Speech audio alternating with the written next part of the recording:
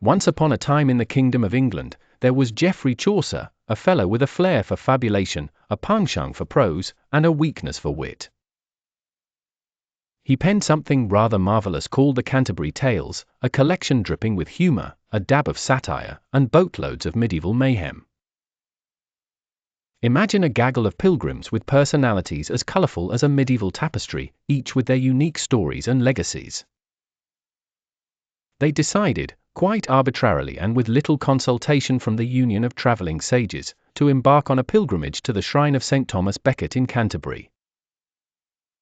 To alleviate the tedium of the long journey, they opted to engage in a delightful bout of storytelling. This merry assembly comprised a knight, a squire, a yeoman, among others, and of course, the deviously delightful wife of Bath, who had been married 5 times but still held love as an elusive endeavor. Throw into this mix a miller with a nose for nonsense, a pardoner with a knack for guile, a prioress with airs and graces, and a host of others. Each, while claiming the warmth of saintlyhood, offered tales that might have otherwise been penned by a bunch of rapscallions imbibing the tavern's finest. Now, what's a tale without a bit of drama? Amongst the tales were stories that ranged from ribaldry to romance, fables to philosophy.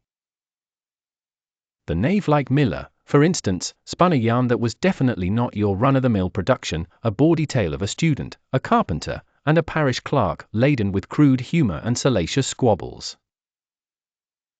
The knight, lofty and gallant, shared a tale of 2 knights who fall in love with the same woman. The reeve who told a tale of 2 clerks who are tricked by a miller. The man of law told the tale of a merchant's daughter and her unjust persecution. Whilst the wife of Bath divulged her discourse on dominance and desire, about a knight who must find what women most desire, causing ears to either tingle with titillation or burn with indignation, often both. The clerk regaled them with the tale of a marquis who tests his patient wife.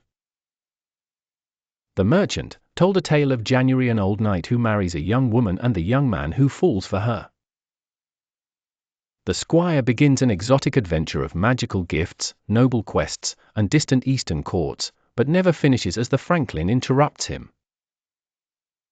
The franklin, a wealthy, free-born landowner, tells a gentle story about honor, promises kept, and mutual respect.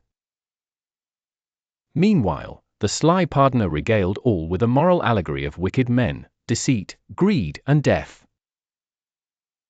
The prioress tells the pilgrims about a devout child who meets a tragic end. The monk's tale is a collection of tragic stories about the fall of great figures, a catalogue of the tragic downfall of kings, warriors, and legends, all brought low by fortune.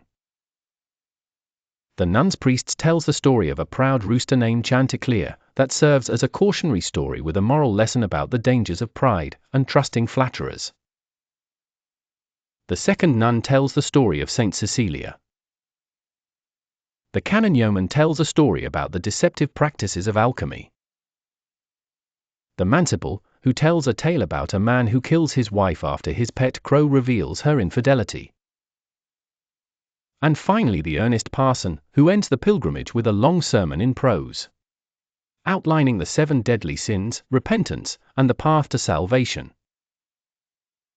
Chaucer throws in a tale or 2, the tale of Melibea, how a wealthy man finds the path to forgiveness.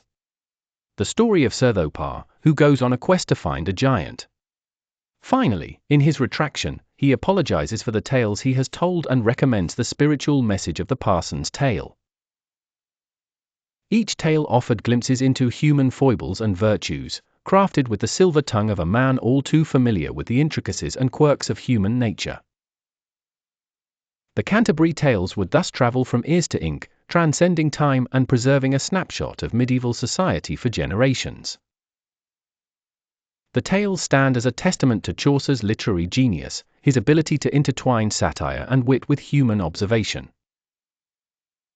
It remains an unending parade of narrative prowess, keeping historians, philosophers, and idle daydreamers captivated through the ages, a rather grand assembly for a trek to Canterbury.